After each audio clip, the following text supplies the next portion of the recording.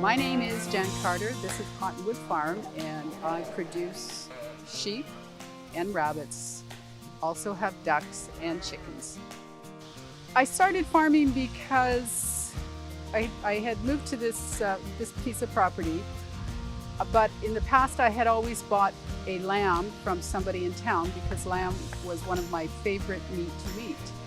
And so once I bought this property, I thought, I have a little space here, I should build a barn and get some sheep, and that's what I did.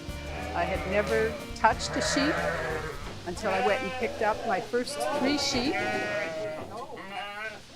I had some support from a couple farmers in town that did have sheep, and I asked lots of questions. I joined the inter-island sheep breeders. I joined the BC purebred sheep breeders. I got involved in that, and I asked lots of questions, and it was trial and error. I raise Suffolk sheep. They're purebred, registered Suffolk sheep, so I know where all the genetics are coming from. I buy rams for certain genetics to increase the size, the length, the quality of the meat, and those are the only ones that I currently raise, and they're strictly meat sheep. On the farm right now, I believe I have close to 30 sheep.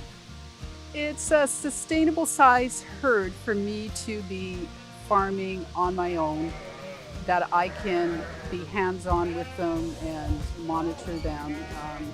I have the sheep and I also have the rabbits.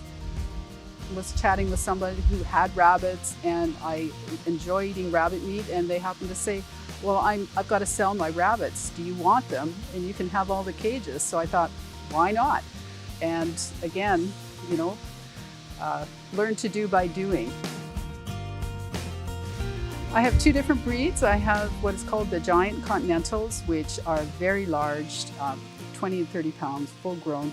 Those tend to be used more by people for pets, and there's a market for them. There are very few producers in BC, so I'm getting inquiries as far away as Alberta for some of these rabbits. The ones I use mostly for meat rabbits are called a Grey Flemish, which produces a 5 to 6 pound carcass.